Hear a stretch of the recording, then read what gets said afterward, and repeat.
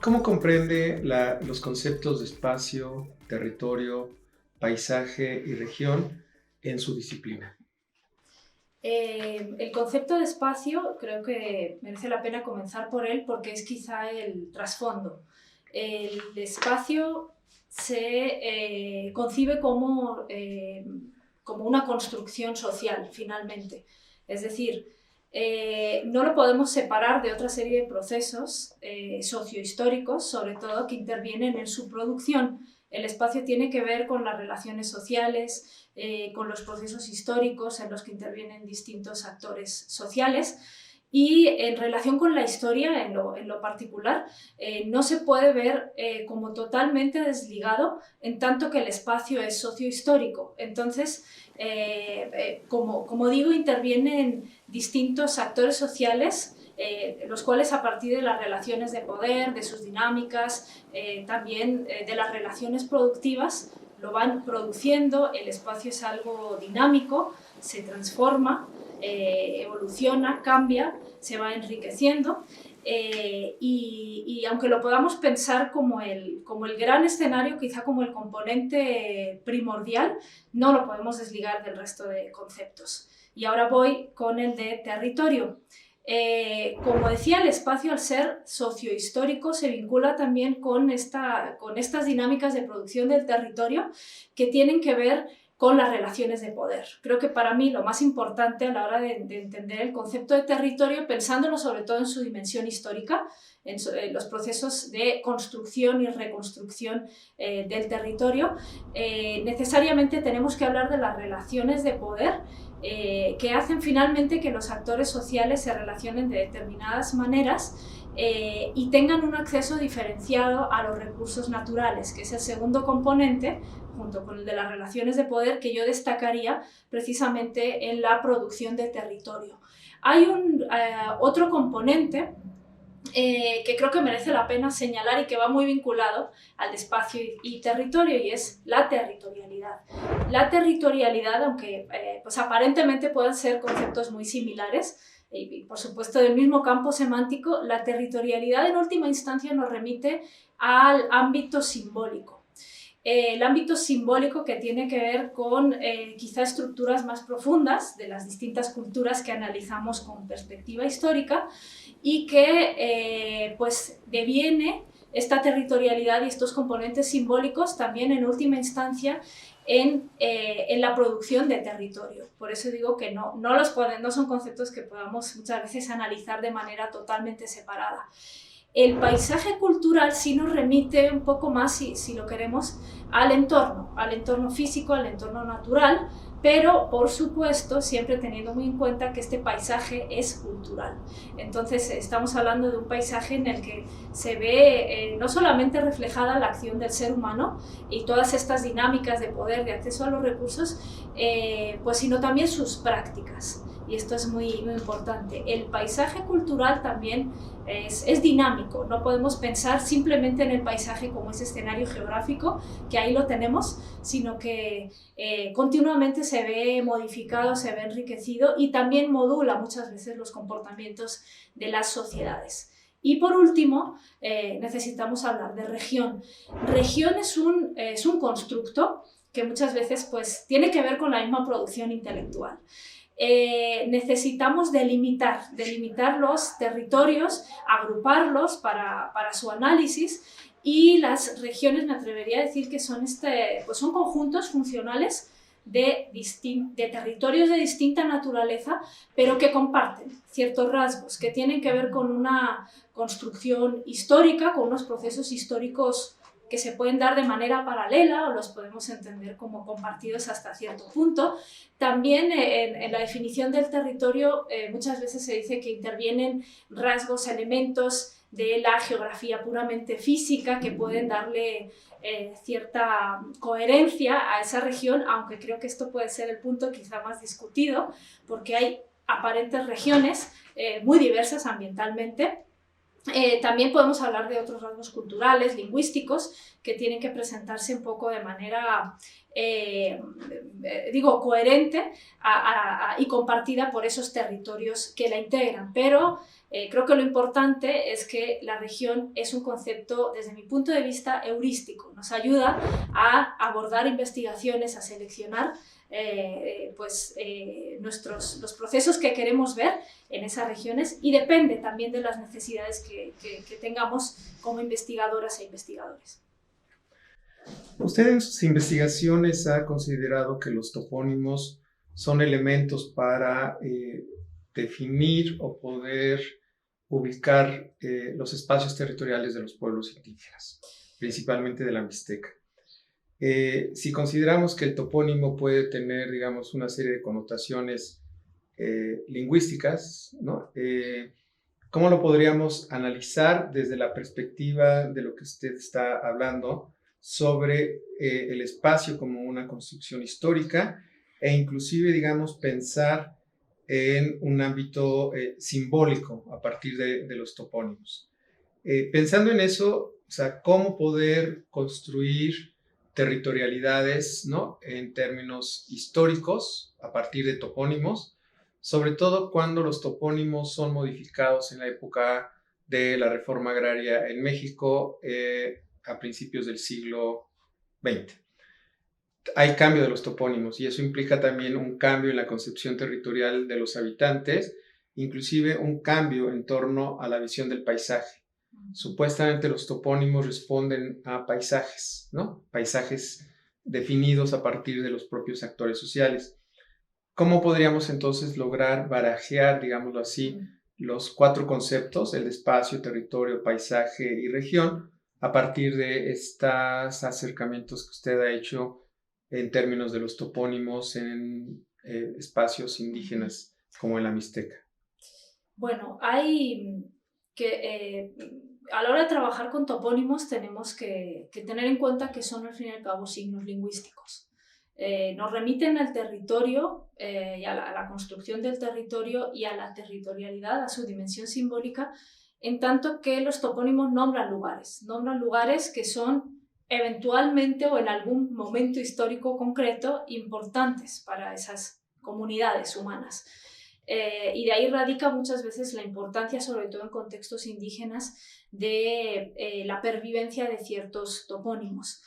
Pero en tanto y cuanto que son, al fin y al cabo, son signos lingüísticos, muchas veces se vacían de contenido. ¿Qué quiero decir con esto? Evidentemente, pues, un mismo lugar se va a nombrar de diferentes maneras, dependiendo de determinados procesos históricos. Muchas veces esta alteración de topónimos se produce, pues, a partir de procesos históricos de cambio totalmente deliberados. Se decide dejar de llamar un lugar de una manera que podemos pensar, si acaso, tradicional, para utilizar un nombre de un personaje histórico, que es el proceso, bueno, pues, de lo más común en la geografía mexicana. Entonces esto nos obliga a pensar en la toponimia no como como marcadores completamente estáticos, y por eso creo que trabajar con toponimia es algo muy interesante, sino que si somos conscientes de que se pueden modificar a lo largo del tiempo, también podemos ir siguiéndole la pista, ¿no?, a ciertos procesos de reconstitución territorial.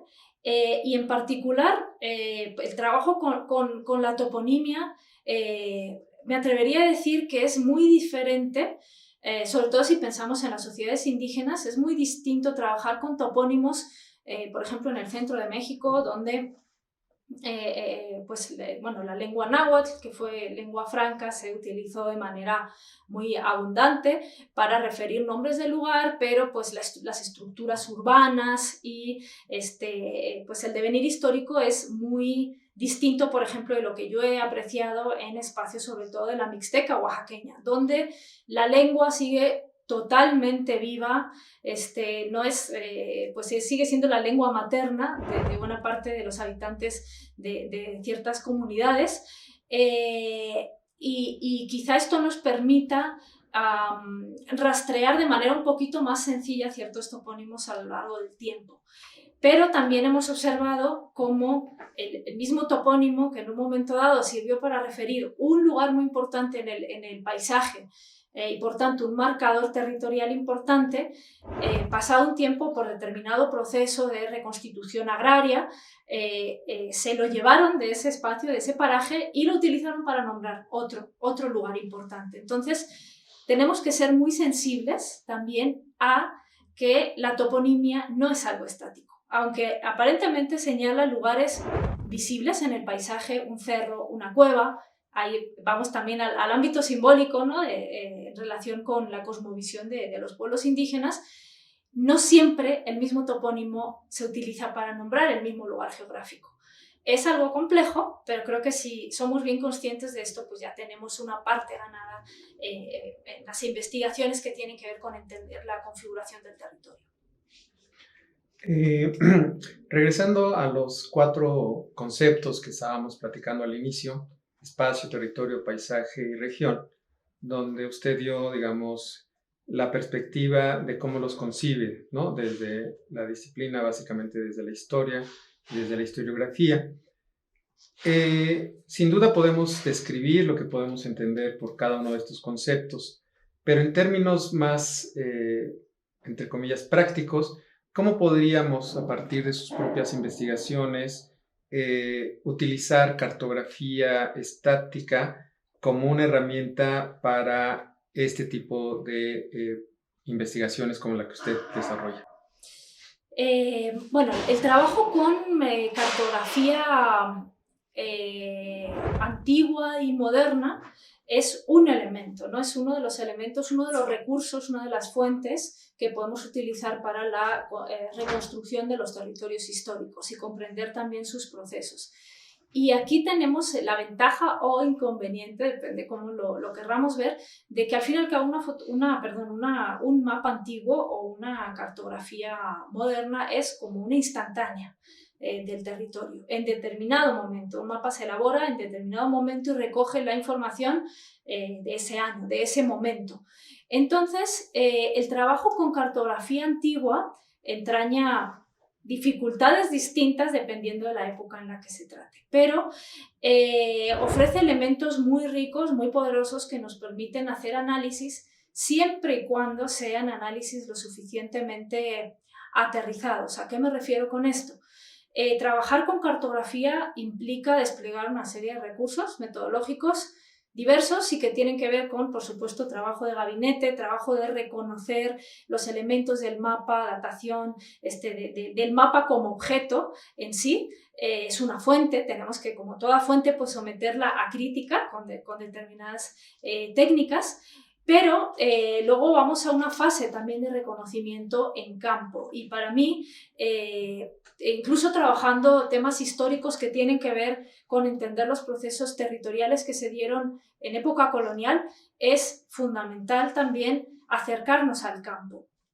Es decir, reconocer el paisaje que se está, por supuesto, pues, modificado, el paisaje cultural que se está mostrando en esos mapas y trabajar por contraste, comparación de los elementos que podemos ver en esas cartografías, los elementos que vemos en el espacio geográfico actual, y para ello otro recurso metodológico muy importante tiene que ver con los sistemas de información geográfica.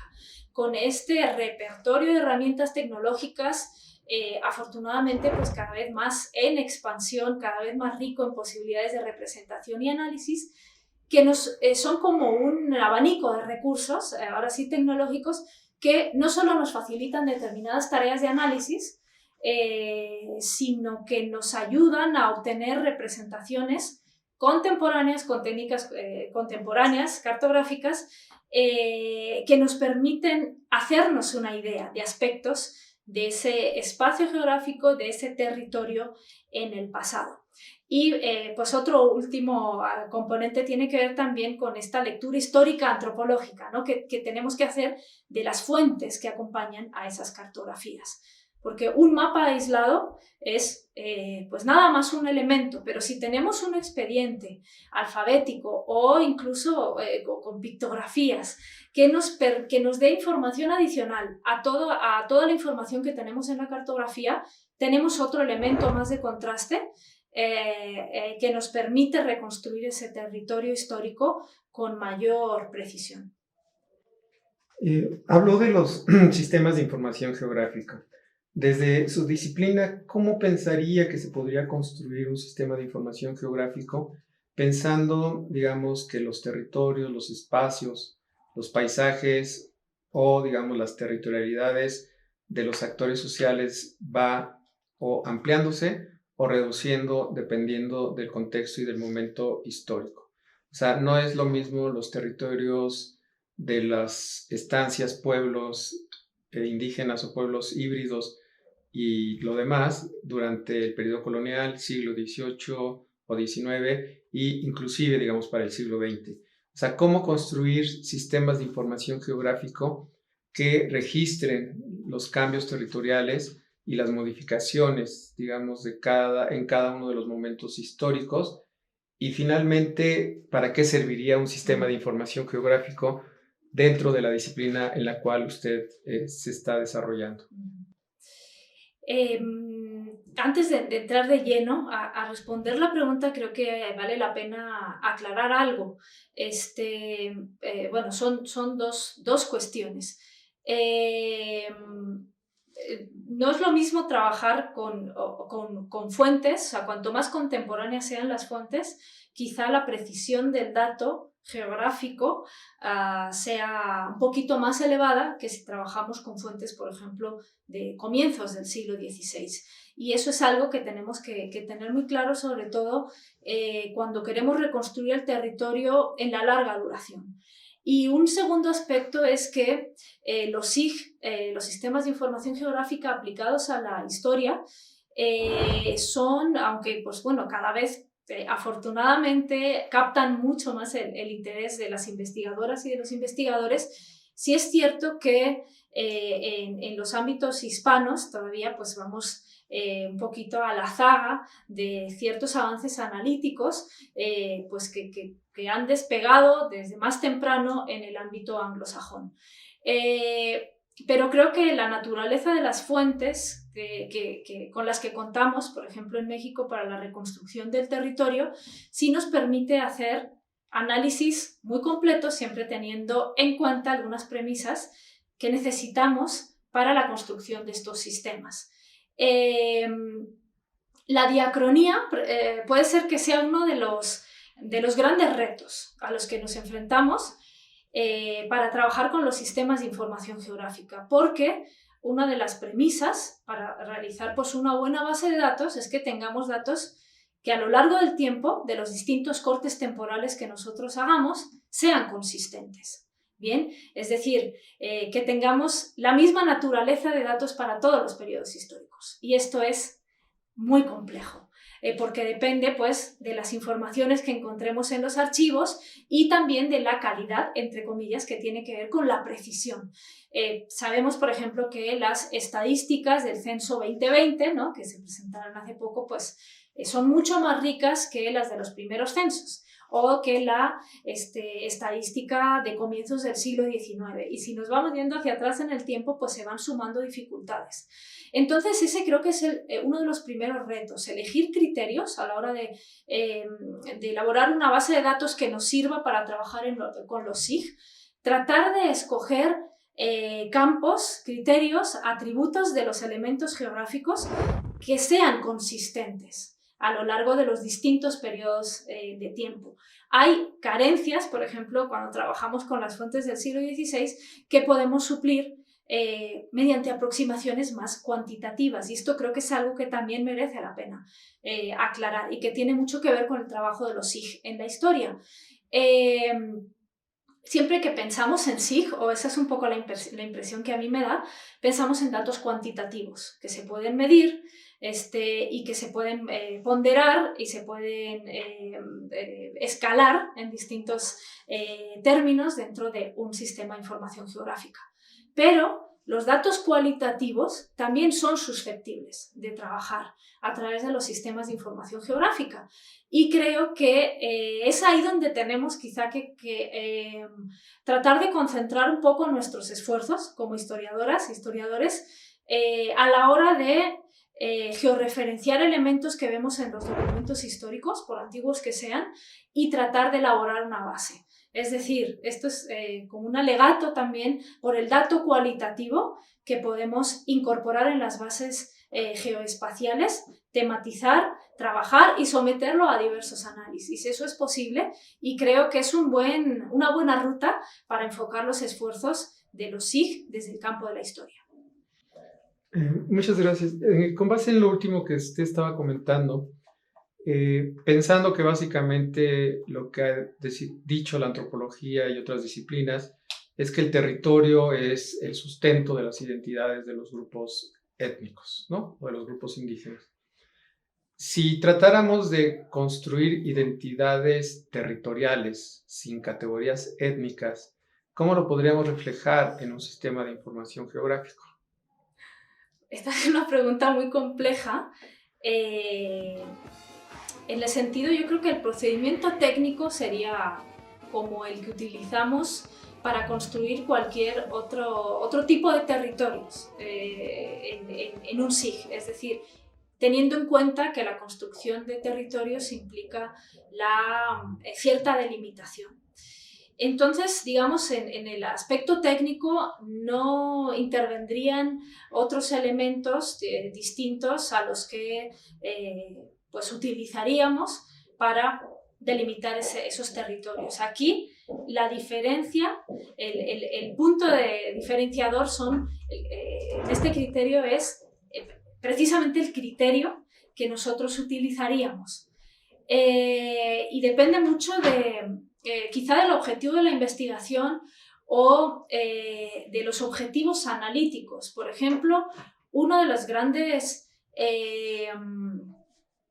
elementos o criterios que se ha utilizado para la regionalización, o sea, en la historia de la regionalización, es el económico.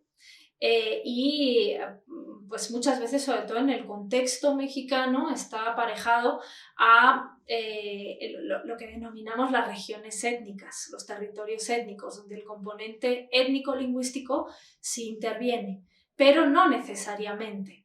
Entonces, me atrevería a decir que la parte complicada sería...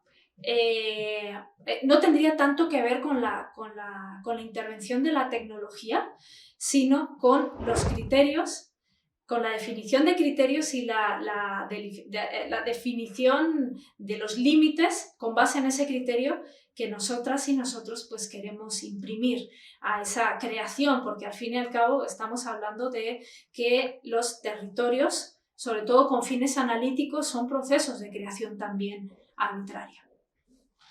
Bueno, le agradecemos mucho sus comentarios y sin duda, digamos, se queda sobre el tintero muchísimas preguntas y cuestiones que habría que seguir dialogando más adelante. Muchísimas gracias, doctora Marta Martín. Muchas gracias.